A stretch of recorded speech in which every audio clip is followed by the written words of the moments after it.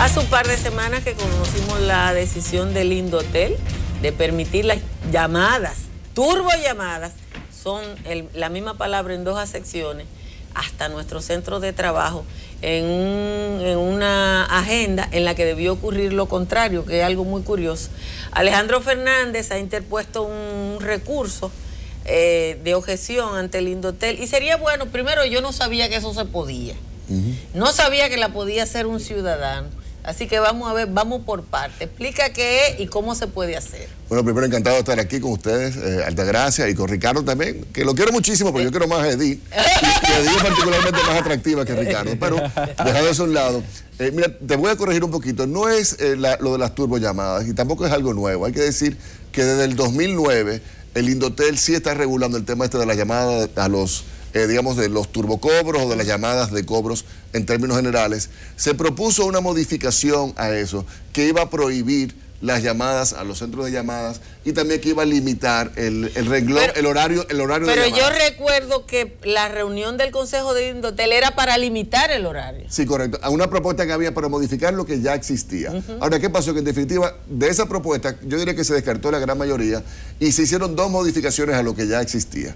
Una de ellas tiene que ver con la cantidad de llamadas. Siempre ha sido que solamente te pueden llamar 5 llamadas al día, pero eso era 5 llamadas, a veces se estaba haciendo por medio. Entonces te podían mandar 5 mensajes de textos, te podían mandar 5 correos, te podían hacer 5 llamadas. Ahora es 5 llamadas, 5 contactos en total, independientemente del medio. Así que en ese sentido sí hubo un avance. Lo otro es que aunque se contemplaba de que si algún tipo de entidad excedía esto o digamos abusaba de lo que podía hacer, era muy difícil sancionarle. Con el nuevo reglamento sí se permite, se tipificó ya ese incumplimiento y ahora sí se puede sancionar. Y el tercer elemento que es nuevo tiene que ver con lo de las llamadas para recordarte que mañana te toca pagar, que no es una llamada de cobro forzoso, sino simplemente de esas llamadas de recordatorios que ahora se ponen como opcionales. Pero debo decir que desde antes, desde el 2009, se contempla que te pueden llamar a los lugares, a tu lugar de trabajo. Y nosotros, se propuso que de repente se iba a cambiar eso y no se modificó. Pero sigue siendo lo mismo que teníamos desde antes. En general, pensamos que debería existir una ley, mucho más allá de un reglamento del Indotel, una ley que regule lo que serían estos centros de llamadas de cobros forzosos y demás. ¿Por qué lo digo? Porque debería existir algún tipo de registro donde tú sepas quiénes son las entidades que están pues facultadas a hacer ese tipo de cobro forzoso. O sea, eso, la pregunta entonces es esa misma. ¿Quién es que puede llamar para cobrar? Cualquiera puede hacerlo. Como está ahora mismo, cualquiera lo podría hacer. Y eso no es lo correcto. Y también hay muchísimos otros elementos que se deberían reglamentar. Ahora, ¿cuál es nuestra propuesta? Lo que le sugerimos al Indotel, que ciertamente la ley de ellos contempla de que se publique un reglamento y que dentro de, tanto para consulta, este era un reglamento que se había publicado para consulta de un par de años atrás. Francamente yo lo desconocía, pero ahora al publicar este reglamento ya como que en la versión definitiva, todavía había una ventana para uno poder pues expresar algún tipo de opinión o de sugerencia al respecto. Y las sugerencias que hemos hecho son 4. Primero, que si te llaman al lugar del trabajo y tú le identificas al cobrador, mira, este tipo de llamada está poniendo en riesgo mi estabilidad laboral, que deban suspenderse las llamadas al lugar de trabajo. Pero eso se cae de la mata. De hecho, de que te llame más de 2 veces al trabajo, está poniendo en riesgo y está alterando. Quizá en una empresa grande que tenga una gran central telefónica, ¿no? Pero en una empresa pequeña... De una vez, se nota... Sí, te estamos llamando de credicobro, de turbocobros o de lo que fuera. Ciertamente que es algo limitante, pero lo que pensamos es, si se identifica, no en todos los casos, yo debería decir. O sea, pero el modelo de los Estados Unidos, que fue el que nosotros estamos recomendando, es ese. Que si tú identificas, mira, este tipo de llamadas me pone en peligro, no debe que deben suspender las llamadas al centro de llamadas. ¿Y si la persona insiste o la grabación vuelve y se produce? Bien, entonces entonces allá hay una falla que se podría entonces elevar al Indotel, que es de hecho nuestra segunda sugerencia. Que esas quejas que se vayan recibiendo el Indotel y las sanciones que el Indotel vaya poniéndole a ese tipo de entidades, que se hagan públicas. Que nosotros sepamos cuánta gente está reclamando y cuántas sanciones se han puesto por este tipo de incumplimientos. Esa es la segunda sugerencia. Sí. Y la tercera es que se identifique por nombre y apellido. Muy bien. ¿Cuáles son las entidades que se están excediendo en este tipo que de se personalice el asunto. Bueno, Exacto, que se yo institucionalice. quisiera primero saber cuántas empresas hay.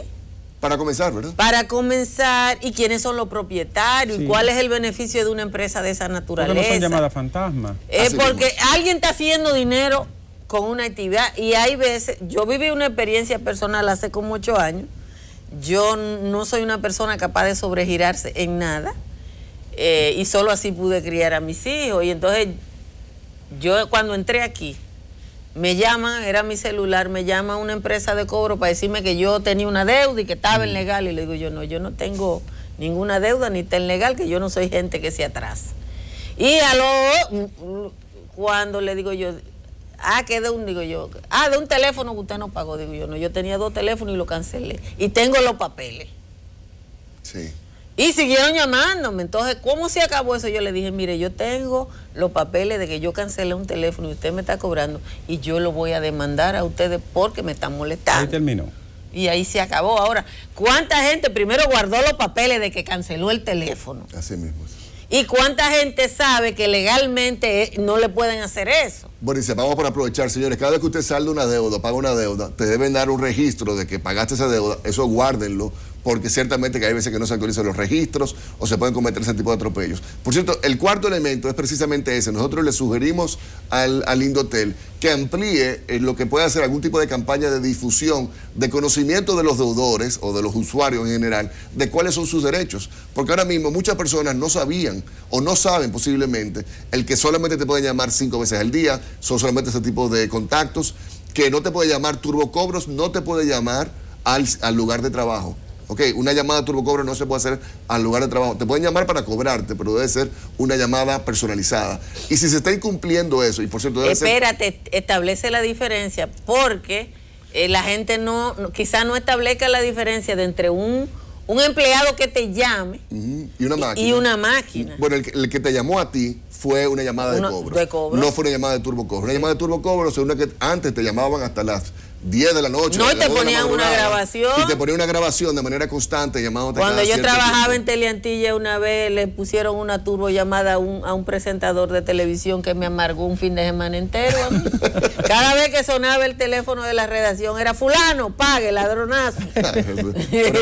uno se ríe, pero yo tengo una grabación de esas que me mandó alguien, y realmente las cosas que dicen son groseras. Son unas groserías que tú dices que atentan incluso contra la dignidad de las personas. Sobre esa parte. Primero, yo entiendo que no se debiera de prohibir lo prohibido. Para mí, desde el punto de vista constitucional, y ya lo digo desde una esfera técnica, no debe de interferirse en la intimidad e incluso en la vida laboral de la persona de manera inadecuada.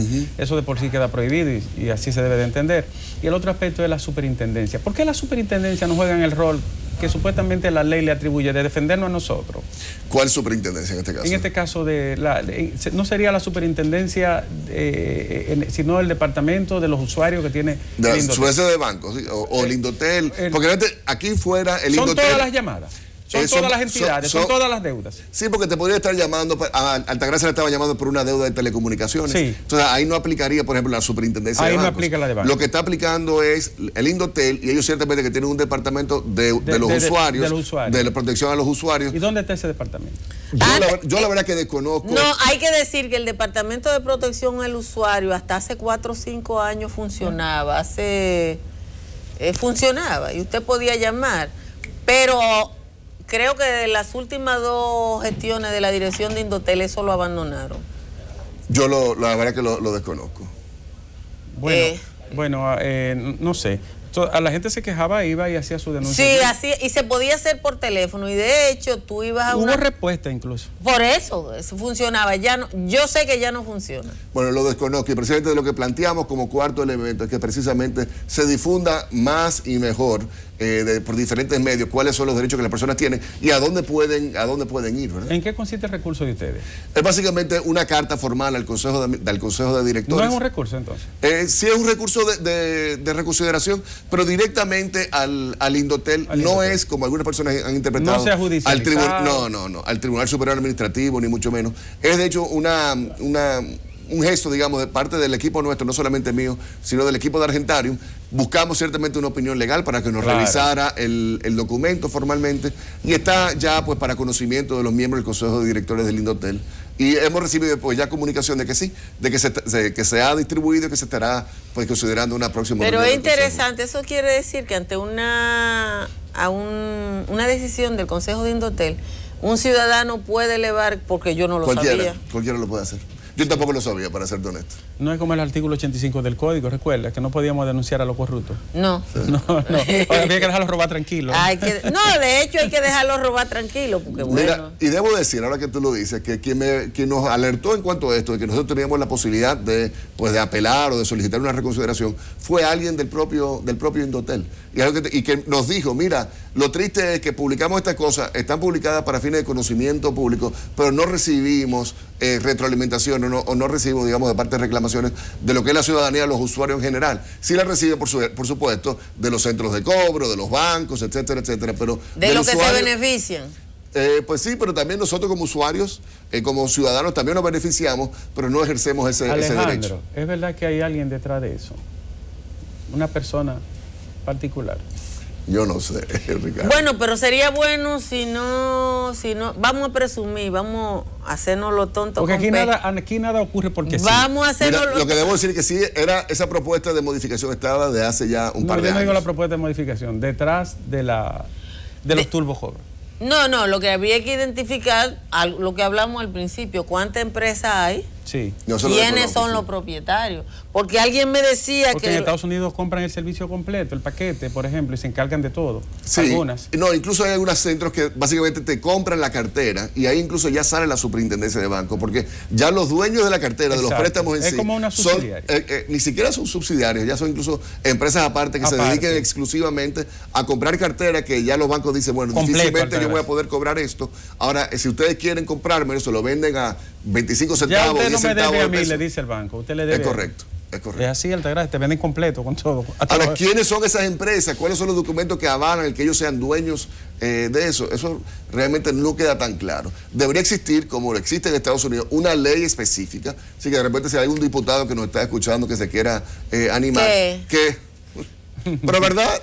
Antes los diputados, antes tú pedías que se casen con la Gloria, ahora mudaron a Gloria. Sí.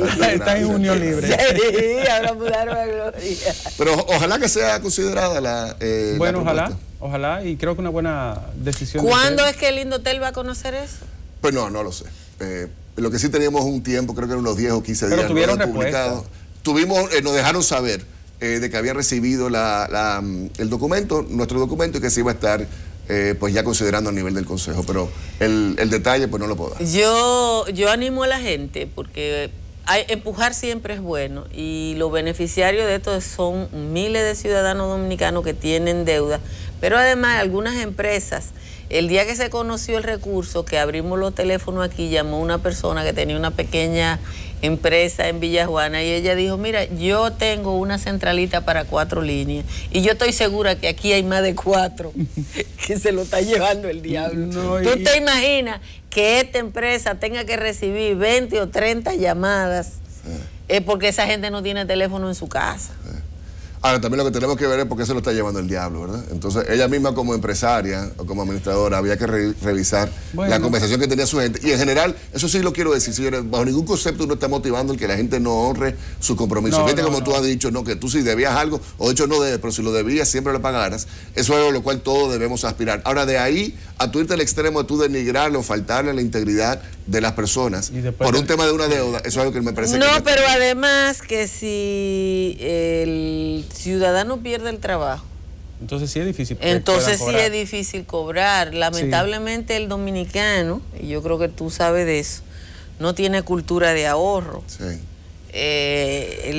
Hay una viñeta que está circulando en las redes sociales, yo la tengo aquí. Ah, sí, lo de la televisión. Lo del televisor y el Black Friday, que yo creo que dice mucho de nosotros porque es verdad. O sea, el dominicano no piensa para endeudarse. Sí. Que por cierto, debo decir eso, también aprovechando que tenemos la cámara. Señor, si usted va a tomar un préstamo, ponte tú de 100,000 pesos y la cuota sean, digamos que 3,000 pesos. Como mínimo, usted debe tener un clavito, un ahorro de 9,000 pesos. ¿Cómo es? ¿De cuánto es? Sí, el equivalente a 3 veces de tu cuota, de tal forma que si tú perdieras tu empleo, tú tuvieses todavía, para fines de ese préstamo, la posibilidad de responder por 2 o 3 meses en lo que tú vuelves a trabajar. Porque ¿qué ocurre? Que pierdes el empleo, dejas de pagar el préstamo, y se entiende porque la gente también tiene, como no tiene el ahorro, tiene que priorizar las necesidades básicas. Entonces ya ahí te sale, te comienzan a cobrar, se inicia un círculo bastante negativo en tu contra. Entonces, así como eres muy alegre al momento de tomar el préstamo, también debes saber de que ese préstamo debes contemplar una reserva de 2 o 3 meses para que si dejas de pagar, si pierdes tu empleo, tú le puedas seguir haciendo frente al préstamo hasta tanto encuentres tu próximo empleo. ¿Tú sabes qué, Alejandro? Que yo, a diferencia de mucha gente que dicen que los dominicanos son morosos, entiendo que son muy buenos pagadores. Por la misma cartera de préstamo y la salud financiera de los bancos en ese ámbito me dice que los dominicanos pagan, porque la cartera de préstamo es pero sufren. Sufren mucho. El tema es que evidentemente que el ciudadano común no sabe. Esa recomendación que está haciendo Alejandro, yo no creo que muchos la inmensa mayoría ciudadanos no la captan, pero sí puede comprarse la plasma esa de 48 pulgadas. Ponchen la viñeta. Yo estoy de acuerdo contigo. Tenemos la posibilidad. Mire, esto es... Sí podemos. Eso es después del Viernes Negro. Y ahí faltó el satélite para conectarte a desde la casa. Es muy real. Eso es muy real. Y eso es turbo consumo, ¿eh? Entonces, correcto. Sí. Me gustó la palabra. Entonces tenemos que hacer, señor, también conciencia en cuanto a esto y buscar realmente cuáles son nuestras prioridades en nuestro equilibrio, ¿no? Bueno, pues el turbo consumidor. El turbo consumidor, le hacen turbo llamadas. Sí. Pues muchísimas gracias, Alejandro Fernández. Todo vamos a reparar la causa de Alejandro. De Argentario. Y de Argentario. Ahí está el equipo mío, no solamente. Bueno, yo ahorita lo dije bonito, lo dije de su equipo, pero la causa de Argentario, porque es la causa de mucha gente. Así es. Es la causa de mucha gente. Regresamos en breve.